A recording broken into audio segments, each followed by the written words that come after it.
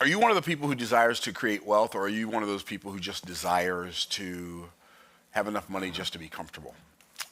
In this video, I want to talk to the people who have a desire to create wealth, not just wealth, but lasting, generational, perpetuating wealth. And in order to create wealth, you have to understand the purpose of cash, right? Or the purpose of wealth. What wealth is, what wealth is not, the purpose of cash. And it's really fascinating when I talk to people. Like, I can talk to somebody for 5 minutes and I can pretty much, even if we're just talking about something random, I can pretty much assess where they are financially because your words betray you. They tell people who you are.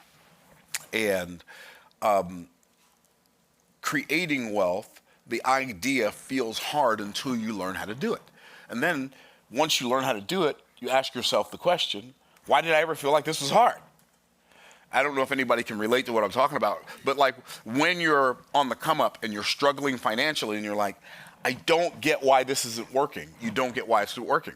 But number one reason it's not working is because you don't understand what wealth is. You don't understand the purpose of money. And when you start to realize some of those things, you don't understand the difference between cash flow and cash accumulation and cash perpetuation. Like, you don't understand these concepts. You just think, well, money is the stuff you get when you go to work and you trade some of your time. Right? And what you do with it is you pay bills, or what you do with it is you pay bills on time and you create good credit. And so my objective is to give you a totally different perspective, because if you have a totally different perspective, then maybe you'll shift your focus to a totally different purpose when it comes to money. Does that make sense? And so when I think of like the concept in my book on how to build a strong financial house. You know, you have it built on the foundation of truth, because truth is the foundation of everything, right? And then up here you have your asset protection.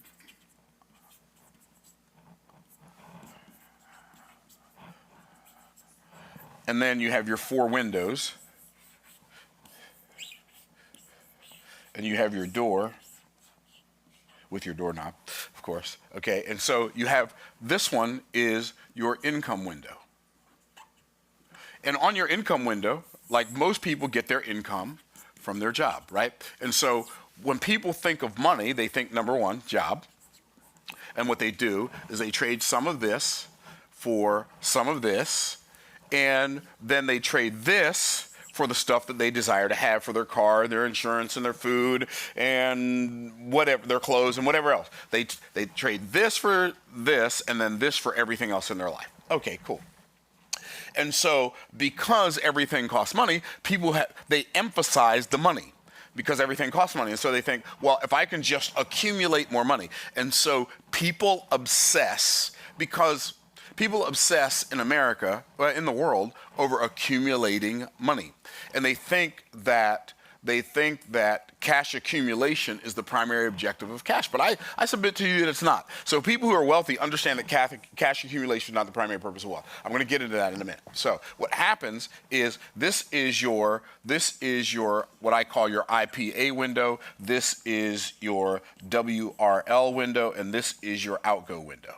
So most people, poor people, their cash comes in. This is what happens with poor people. Their money comes into their house, and then it goes out the outgo window in the form of bills. Because poor people think the primary purpose of this is to pay for this.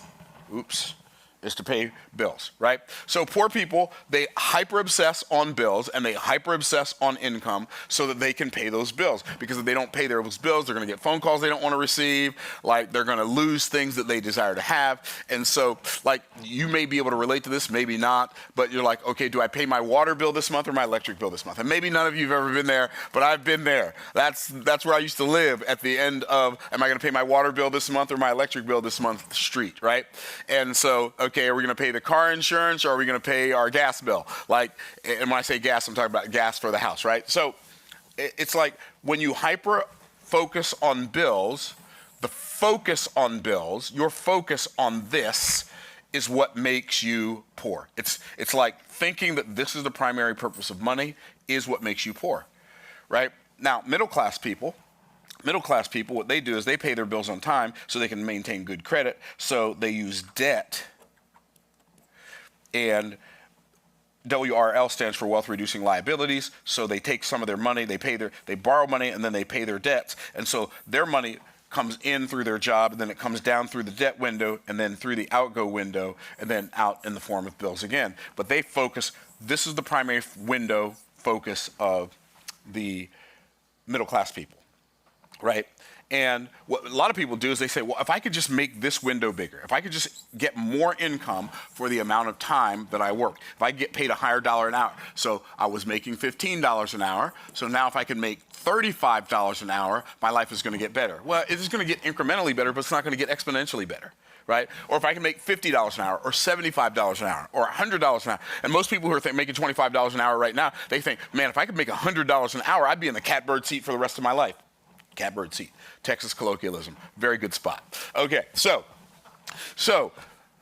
rich people understand that this is the window that makes you wealthy.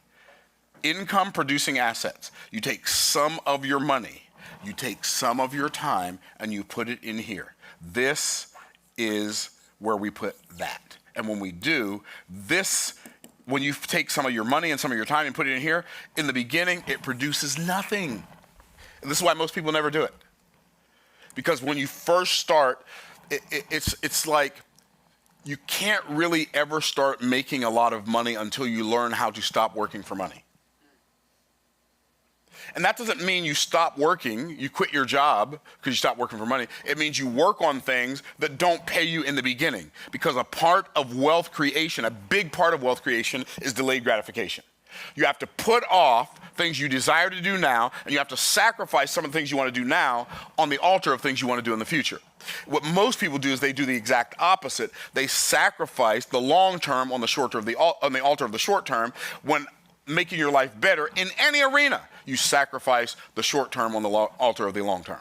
It doesn't matter if you want to learn a new skill. It doesn't matter if you want to acquire wealth. It doesn't matter if you want to develop a new physical experience of life, like you want to have more energy and have more health and vitality in your body. It doesn't matter. It always goes down to the same thing. Valuing the long term over the short term. Why? Because eternity is more real than time. Because spirituality is more real than physicality. Because that's what it's a picture of.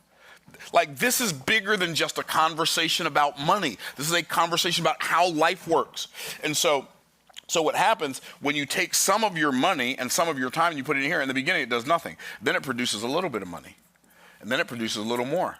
And then it produces a little more. And then it produces a little more. And this window, as you begin to fill it up with assets, or the assets begin to be more productive and produce more wealth, what happens is this window now starts putting some money back into this window.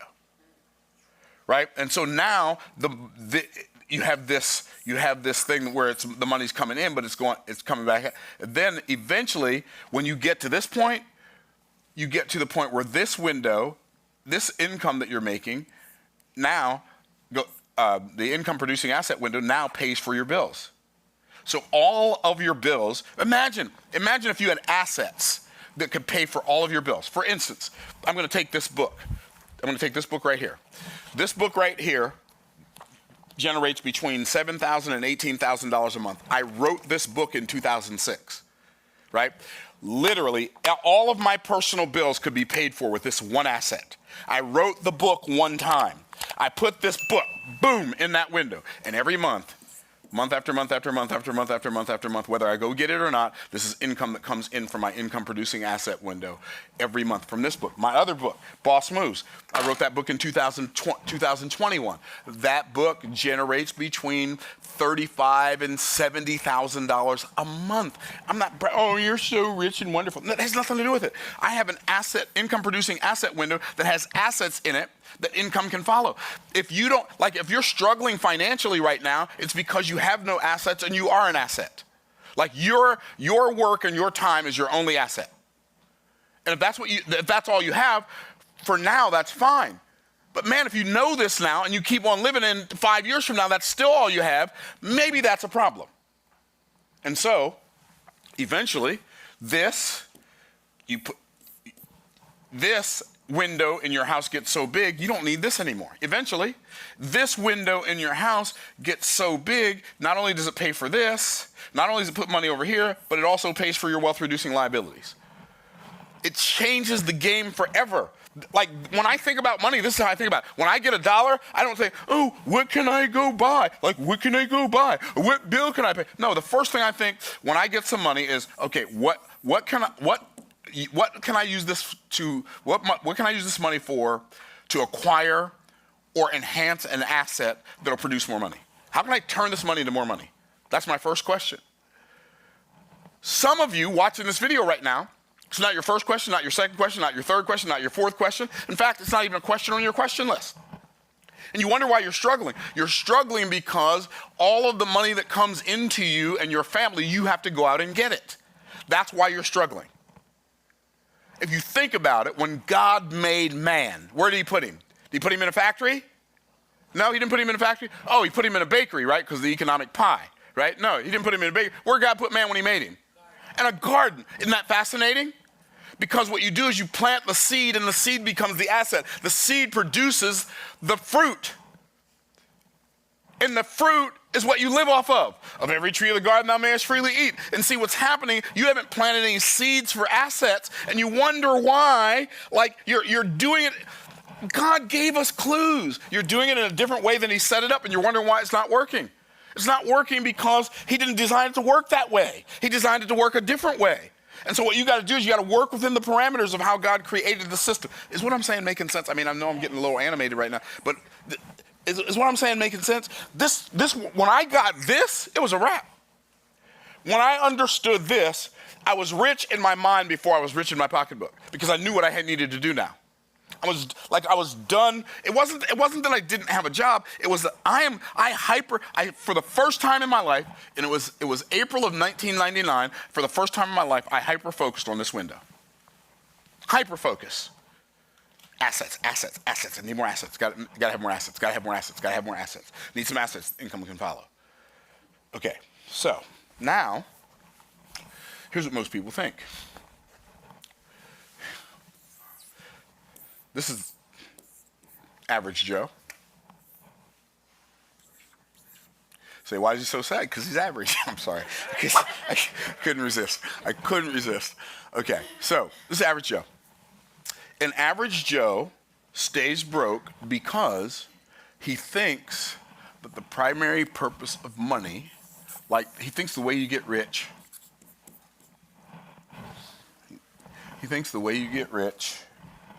is cash accumulation. And so because, this is, by the way, this is what they taught us to do. Think about it. When you first started learning about money, what did they teach you to do with money? Come on, talk to me, somebody. Save it. You save it. So you save money.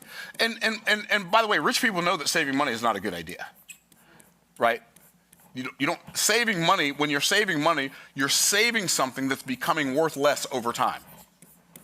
If nothing hits it but inflation, is becoming worth less over time, right? So you think of it as I want to have this big pool of money that I can go back and keep looking at, and as long as it's getting bigger, I'm getting richer. Well, I mean, that's okay, but it's better if you're not doing that, okay? So, but what if, instead of you viewing money as a pool to be viewed, instead of envisioning wealth as a big pool of money to be viewed, what if you looked at it as a tool to be used? So this is cash accumulation, right? And that's what most people think is wealth. But I submit to you, I would rather,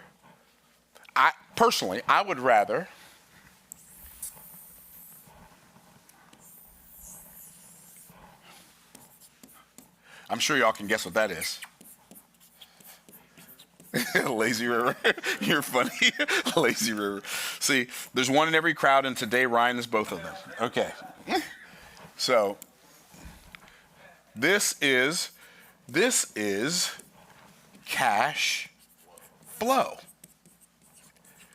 Cash flow is infinitely more important than cash accumulation. I would rather have like massive cash flow and small cash accumulation, or none, than massive cash flow, massive cash accumulation, no cash flow, or small cash flow. I would rather have massive cash flow. Now, if I could, this is such a cool concept. It's a cool concept because when you think about bodies of water, right? Or when I think about bodies of water, I think about a couple of different types of bodies of water. So we went to Israel a couple of times. I think we went in 2019, we went again in 2020, right? So one of the coolest things is when we went to Israel is like towards the end of our trip, we went down to the Dead Sea. And we stayed in, we didn't stay in the David Hotel the first time. We stayed in the David Hotel the second. I don't remember the hotel we stayed in. But what's really cool is when you stay at the Dead Sea, a lot of the hotels there, they have water that they pipe in from the Dead Sea into their pool, in their indoor pool. And it's like a flotation tank, right? So you can get in a swimming pool, and it's not a swimming pool. You can get in this floating pool, and you float. And when you get out, you just feel so invigorated from all the minerals. Okay, but nothing can live in the Dead Sea. Why it's interesting. So the Dead Sea in Israel is at the south. The sea at the north is the Sea of what? The Sea of Galilee. And there's a river that connects them. What's the river? The Jordan River. Okay, stuff lives in the Sea of Galilee. We know that because the apostles were fishing in the Sea of Galilee, right? Stuff can live in the Jordan River, but nothing can live in the Dead Sea. Isn't that fascinating? Or am I just easily fascinated? Okay, probably a little bit of both. Okay, so why can't things live in the Dead Sea? Because the Dead Sea has inlets, but no outlets. And that's why it's the Dead Sea. And I promise you, if your money has inlets and no outlets, your money is going to turn into a Dead Sea of cash accumulation. And I know a lot of people who have big cash accumulation, small cash flow, and they struggle financially. Why? Because all their money's tied up in a retirement account, or all their money's tied up for future use where they might or might not live long enough to use it. So cash flow is more valuable than cash accumulation. And if you can get cash flow and cash accumulation, that's better. But if I can figure out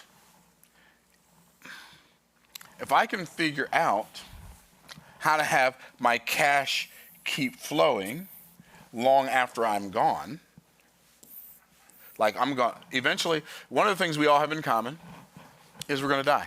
Either you're going to come to my funeral or I'm going to come to yours. Or you're going to find out about my funeral or I'm going to find out about yours, right? That's how it works. Like you just live long enough, everybody that you know, either you're going to their funeral or they're coming to yours, right? But at least they're going to find out about it. Okay. Well, long after I'm gone, my objective is to have cash perpetuation.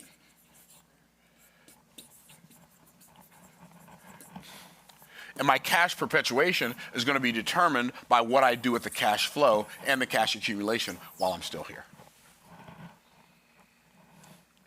Because without going into great detail, because I don't have time, definitely don't have time, without going into great detail, legacy wealth is not an amount of money. We're going to create generational wealth. Generational wealth is not an amount of money. There have been plenty of families who've accumulated a bunch of money, and in less than 2 generations, it was all wiped out. Like millions, tens of millions, hundreds of millions of dollars, just gone in 2 generations. Why? Because generational wealth is not an amount. Generational wealth is a system of cash perpetuation, where cash perpetuates and your cash flow perpetuates after you die. And you can, like all of us can set that up. How? Well, one, by having assets that income can follow.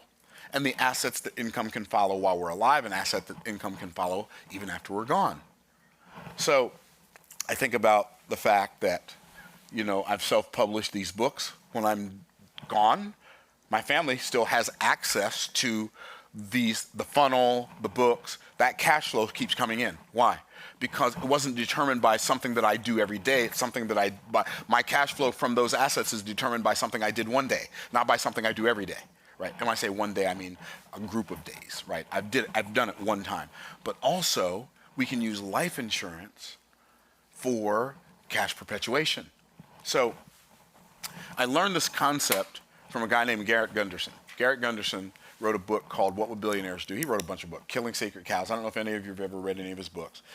I didn't learn it from him because I learned about life insurance back in the 80s, probably before Garrett Gunderson was born. But the concept that I'm talking about right now. Wealthy families that perpetuate wealth, one of the things that they do is they use life insurance for wealth perpetuation. For a couple of reasons. One, the death benefit of life insurance is not taxable, right? And so being insured, making sure you have life insurance on yourself and, hear me now, everyone in your family. Did I say that too fast?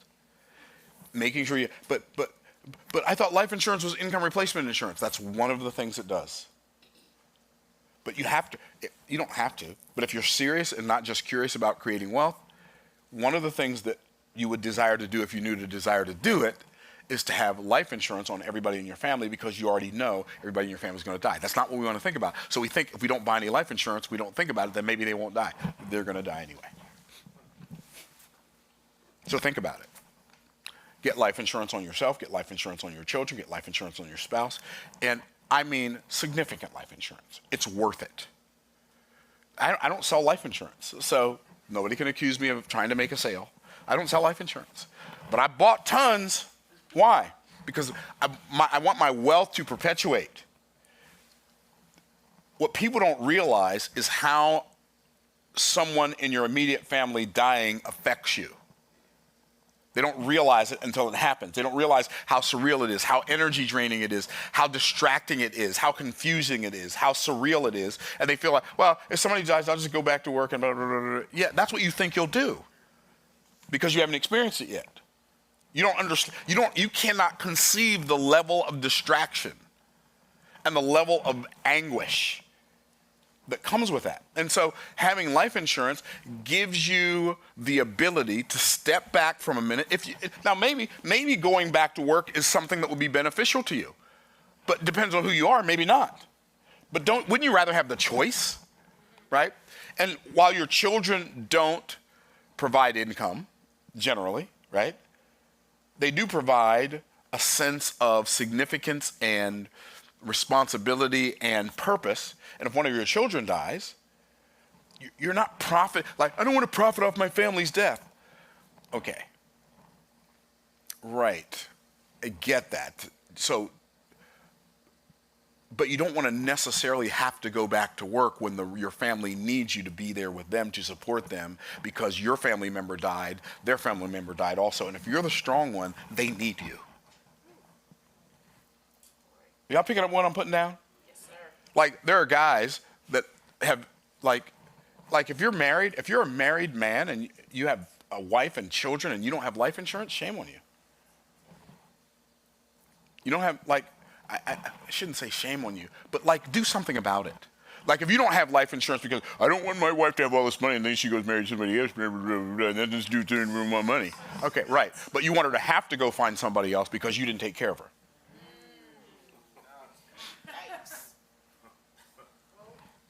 Did I come out swinging too hard? Right.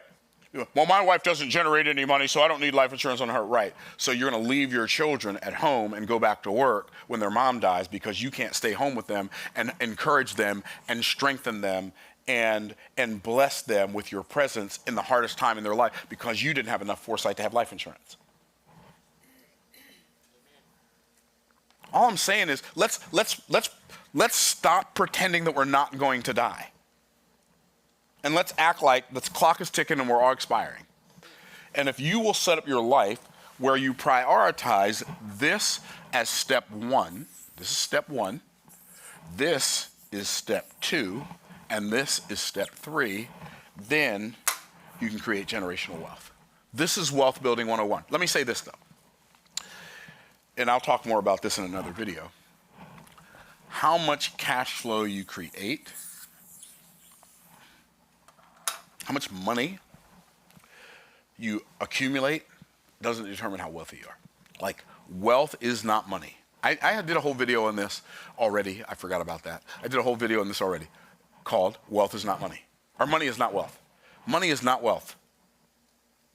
What is wealth? Wealth is your ability. Whose ability? Everybody tap yourself on the chest. Say, my ability.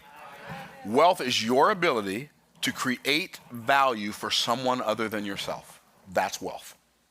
And when you can create value for someone other than yourself, you're wealthy. And when you can't create value for someone other than yourself, you're not wealthy. So this is my Wealth Building 101 video. Hopefully it'll help you in some way, shape, or form to make a decision to increase your cash flow and your and prepare your cash perpetuation. So eventually when you accumulate a bunch of cash, it's not flushed down the toilet. By the way, let me say this. When I talk about cash perpetuation, it's not enough just to have life insurance and just to have assets.